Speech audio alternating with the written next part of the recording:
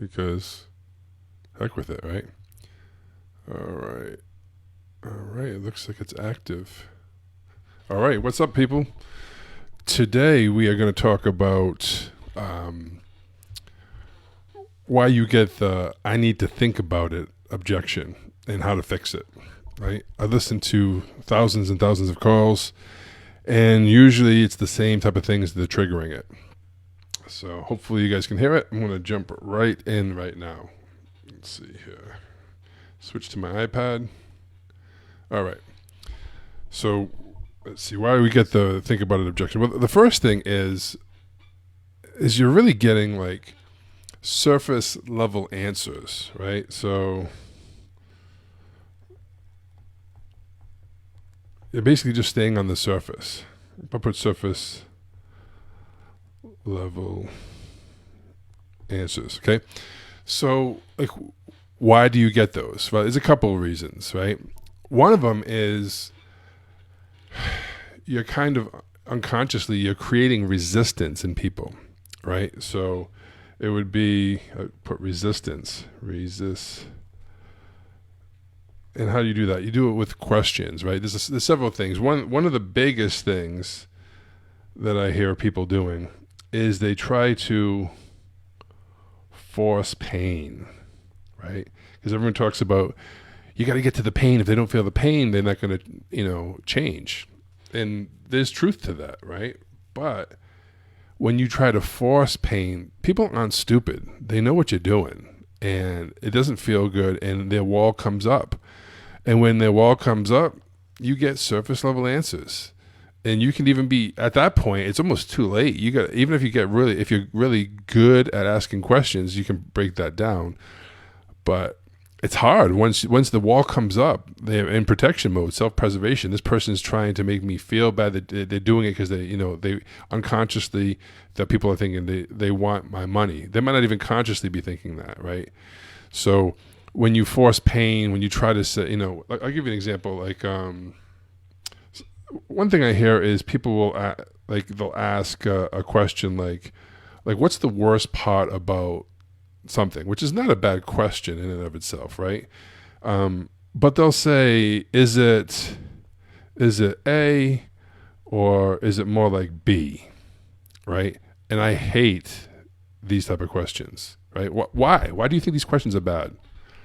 Well, one, it might not be A or B, it might be C or D or E, right? And so that's one thing. And two, even if it is A or B, right? What's more powerful? If you say, is it this or is it this? And I say, oh, it's definitely that. What kind of emotion, what kind of thing is that? For me, it's nothing. Oh yeah, it's horrible. But people will say that. Oh, it's the worst thing in the world. And they're not even, there's no emotion behind it, right? It's just on the surface. Oh, if I don't change, that'd be horrible. Right? So giving them a choice of things is never a good thing. Okay, right? And another thing too is sometimes the questions are just asked too fast. And if you, believe it or not, when you want to get a deep answer, the slower you go, the more methodical, the more like you're thinking of the question, the more thoughtful of an answer they'll give you, right? So if you say, what's the worst thing about XYZ? Right? They might say, oh, it's just horrible. It's just really bad, right? Or you could say something like, they tell you something that's bad and say, okay, but how is that affecting you personally? Right? It's different. It's slower, it's more methodical. You're going to get a better quality answer by asking a question like that. Okay? So that's the first problem why you get the I want to think about it. It's because there's no real consequences for them. There's no realization of what's really going on, right? Because what they think the problem is and what the real problem is not the same thing. Almost never is, right? They think the problem is this, and that is just a symptom of the bigger, deeper problem that you need to uncover. Because if they're not saying, oh my goodness, holy cow, I never thought of it that way. Oh my, that's right, that is it. Then it's going to be really hard to get them to shift, right? Now, granted, these calls shouldn't be fun for them, but it should be a level of awareness for that they gain from you asking the right questions, right? So that's the first thing, is getting the surface level thing.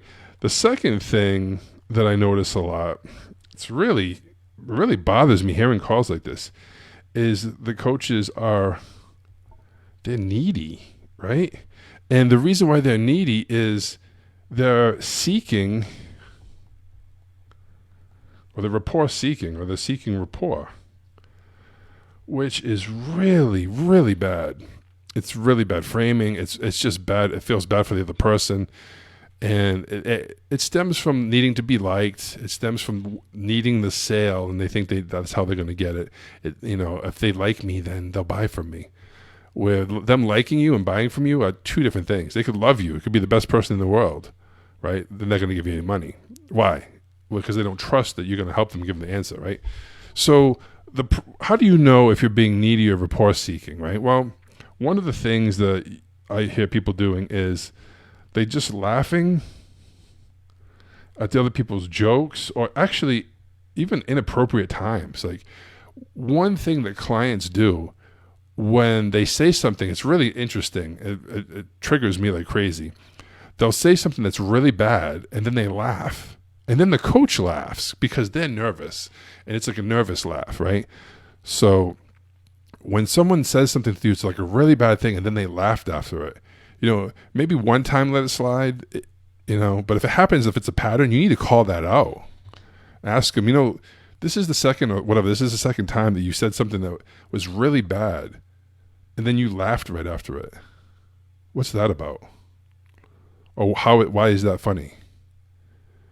Right? And I would just, that's a part where because on the call, you need to have these things where you challenge them, right? It's not like butting heads, right? You never want to do that, but you need to challenge the limiting beliefs, because, they say in the calls, you shouldn't coach on the calls. And I agree that you shouldn't coach on the calls why they're coming to you to help them, not on that topic, but you need to coach them on the calls, because if you can't get them to, most of them have like big mindset blocks. They have big issues around money, about investing, about worthiness, all these things. And if you don't address those issues and coach them through that, they're never going to pay for it. They're never going to have the strength to pay for it, right? Okay, so don't laugh at their jokes. I mean, if it's funny, laugh, but like even that, like I would keep that to a minimum, right?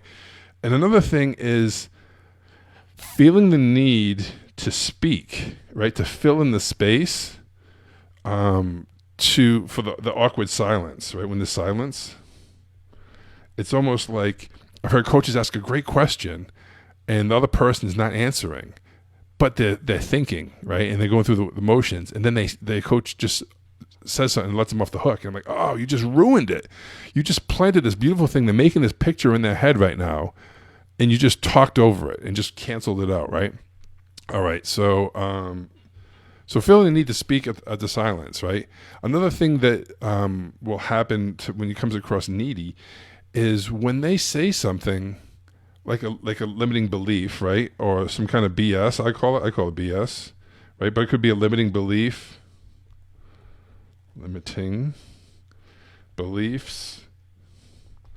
It could be mindset issues, right? Which is similar. Mindset issues. It could be something also incongruency, right? This happens a lot on the calls.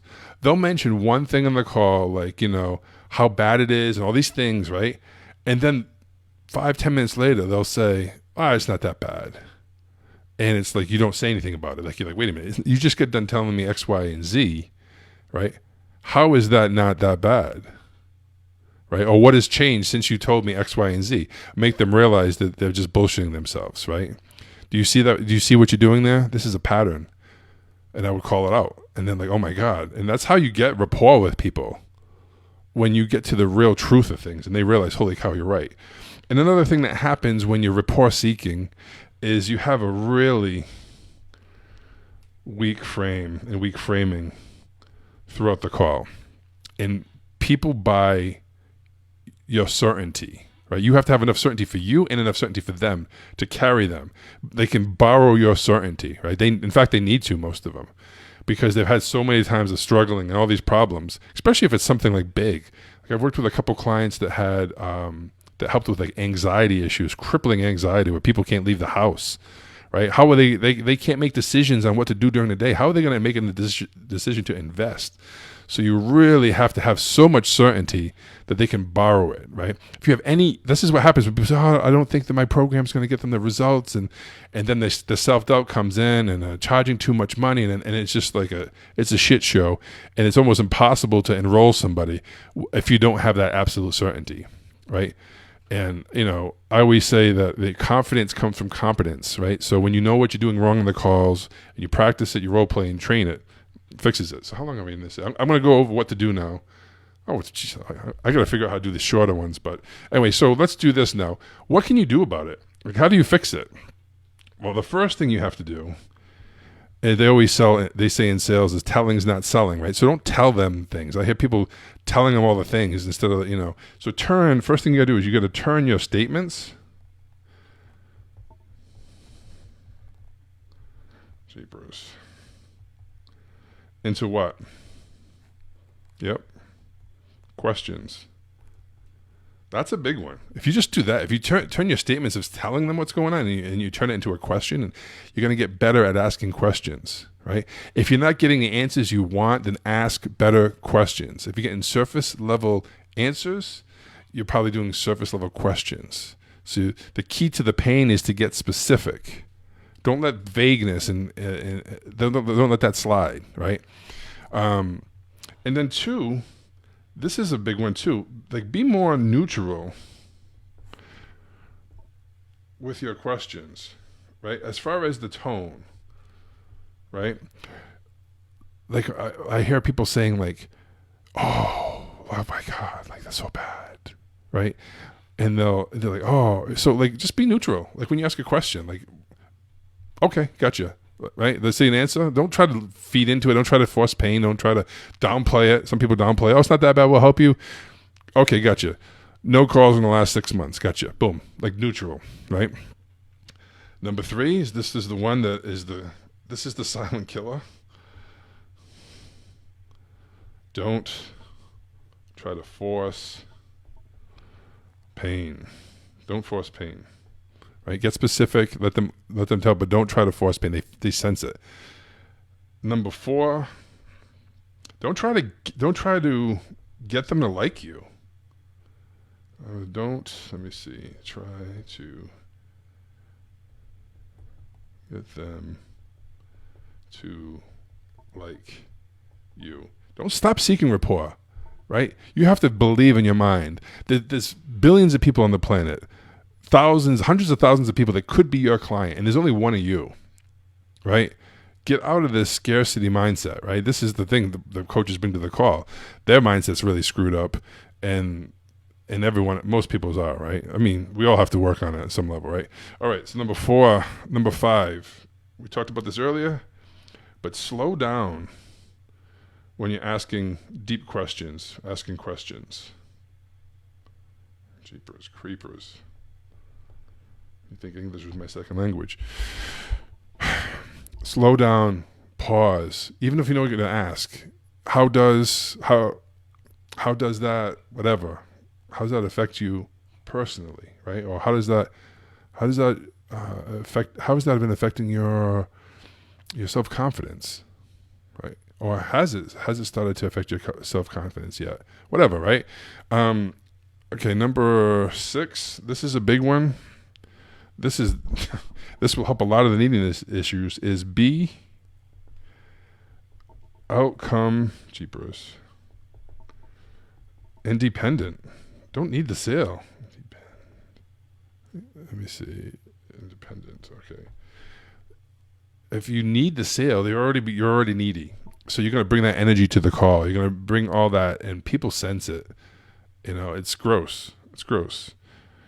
And the last one I got for you today, this is the biggest one, right? This is why most people are coaches, but this is the biggest lie that they tell themselves, right? Is you need to care more about other people, care more about others on the call, right? Care more about others than your need to be liked. And this is important, your need Oops. To be, this is the worst word of them all. My God, you ready? Comfortable. Right? When I hear people like, why didn't you call them out there? Why didn't you say something? That's a big thing. And they're like, well, I didn't want to blow the sale. Right? Oh, I didn't want to do this and this. And it's like, okay, so this person talked about committing suicide, and your need to feel comfortable, to not have that friction of challenging them apart, is more important than helping them to survive and live. Right? It's like, that's a big deal, right? I always say that's the most selfish thing you can do, is be nice and let them off the hook. Let them go away when you know they're not going to do anything about it and they're going to suffer, right? The best salespeople have a deep, deep caring about the other people more than anything, more than the sale, more than any kind of money, more than any needing to be liked, right? And if you're not willing to blow up the call to get them the shift to change, then you don't care enough. Don't stop lying to yourself, right? That's one of the things. I've had a couple calls where I blew up the cold call, but they had a shift after, and they reached back out to me after and said, you know what? I want to thank you for telling me the truth. Everyone else was blowing smoke, but you were the only one that told me the truth. And they never worked with me. It's okay. If I get off the phone and if I spoke my truth and I said everything that I feel that they needed to hear so they can have that shift, whether it's they go down the street and buy from someone else, that's okay. That's how we do our job. Anyway, any other questions or topics you want me to do? And I'm going to have to get these short of 17 minutes. But you know what? If you're serious and you want to get better, listen to it. If you're not, then don't. Anyways, have a good one, freaks, and I will talk to you soon. Bye.